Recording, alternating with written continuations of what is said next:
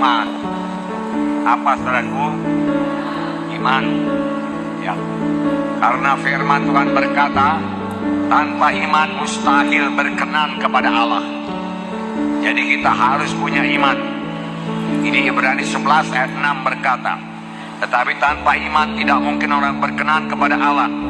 Sebab barang siapa berpaling kepada Allah, dia harus percaya bahwa Allah ada dan bahwa Allah memberi upah kepada orang yang sungguh-sungguh mencari Dia. Amin. Nah, amin, saudara. Ya, saudara harus percaya bahwa Allah ada. Oke, mau kita percaya Allah ada, saudara. Tetapi Allah juga memberi upah pada orang yang sungguh-sungguh mencari Dia. Amin. Oke. Jadi setiap orang harus memiliki iman. Haleluya. Jadi pengakuan mulut ini sangat berkuasa. Pengakuan mulut ini sangat berkuasa. Ucapan kita sangat berkuasa. Bahkan nanti kita lihat keselamatan jiwa pun dari pengakuan dengan mulut. Tidak lepas daripada pengakuan dengan mulut. Dalam Alkitab diterangkan mengenai seorang lumpuh digotong oleh 4 orang. Matius 9 ayat 2 saya bacakan. Maka dibawa oranglah kepadanya seorang lumpuh yang terbaring di tempat tidurnya. Ketika Yesus melihat iman mereka, berkatalah ia kepada orang lumpuh itu, percayalah hai anakku, dosamu sudah diampuni. Dan selanjutnya dalam Markus 2 ayat 11 dikatakan, kepadamu kukatakan, bangunlah, angkatlah tempat tidurmu, dan pulanglah ke rumahmu. Firman Tuhan berkata, ketika Tuhan melihat iman mereka itu, tentu saja yang sakit ini beriman, 4 orang ini pun beriman. Kalau mereka tidak beriman, mereka tidak akan menggotong orang sakit dari rumah sampai ke tempat di mana Tuhan Yesus mengajar. Kemudian mereka naik ke atap, lalu membuka atap di atas Yesus, lalu mengulur orang sakit itu ke bawah. Itulah dia tindakan iman. Dan firman Tuhan berkata, itu semua dilihat Tuhan. Tentunya dia percaya penuh kalau dia berjumpa dengan Tuhan Yesus, dia akan sembuh. Sesuatu pasti terjadi kalau dia bertemu dengan Tuhan Yesus. Aku tidak akan lumpuh lagi, dan sama sebagaimana imanmu jadi padamu. Tuhan Yesus berkata kepadanya, hai anakku, imanmu telah menyembuhkan engkau. Hai anakku, dosamu sudah diampuni. Manakala lebih mudah mengatakan, anakku, dosamu sudah diampuni, atau angkatlah tempat tidurmu, bangun dan bangkitlah pulang ke rumahmu.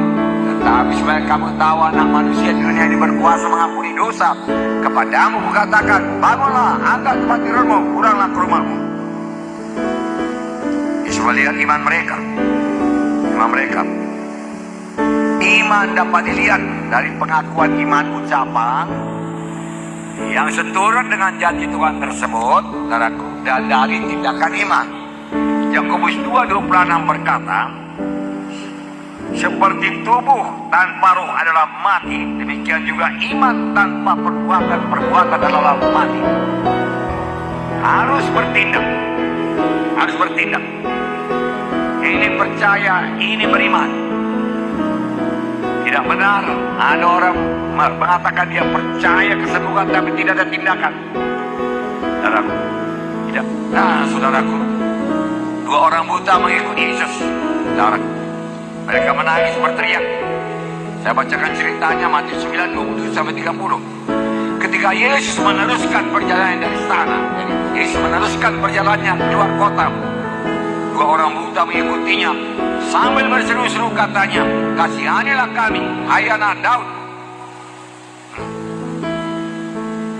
Kemudian selanjutnya, setelah Yesus masuk ke dalam sebuah rumah, Yesus sampai ke kampung lain dan masuk ke sebuah rumah.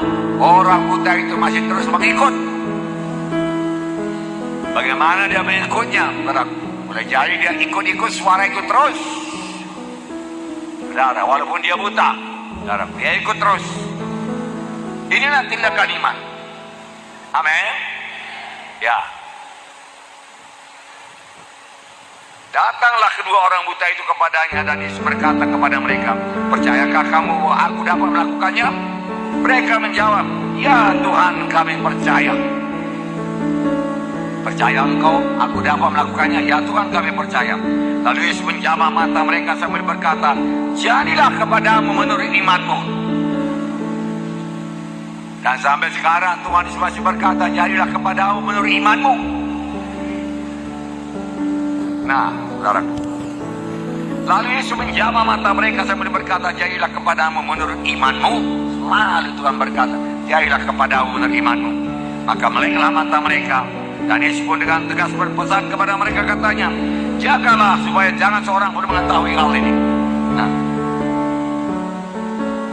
Markus 5 ayat 28 dan 34. Sebab katanya, "Satu jamah saja jubahnya, aku akan sembuh." Hasilnya 34. Maka katanya kepada perempuan itu, "Hai anakku, imanmu telah menyelamatkan kau. Pergilah dengan selamat dan sembuhlah penyakitmu." Semua kita tahu ini cerita seorang perempuan yang sudah 12 tahun sakit pendarahan. Sakit pendarahan kepada orang jauh ini merupakan satu hal yang najis. Dia tidak bisa datang ke dekat kerumunan orang banyak. Kalau dia datang kepada kerumunan orang banyak, dia harus berteriak, "Najis, najis, najis." Lalu orang akan menyingkir. Dan sudah 12 tahun, saudaraku, dia berobat dan tidak sembuh-sembuh. Tetapi sudah dia mendengar tentang Yesus, saudaraku, imannya tumbuh. Lalu dia tidak berkata, dia tidak putus asa, dan berkata, "Penyakitku sudah parah sekali, 12 tahun pun sakit, tidak bisa sembuh juga. Maka kali ini pun tidak akan sembuh juga." Dia tidak berkata demikian. "Kalau aku jamah saja jubahnya, pasti sembuh." Ini lain dari yang lain. Aku akan datang kepadanya. Aku langgarlah peraturan orang Yahudi. Lalu dia langgar peraturan orang Yahudi dengan orang banyak, dengan kerumunan laki-laki yang mengikuti Yesus. Dia jamah jubah Yesus karena imannya berkata, "Kalau aku jamah jubah Yesus, aku akan sembuh." Jangan tindakan iman itu, saudara, mengeluarkan kuasa dari Tuhan Yesus.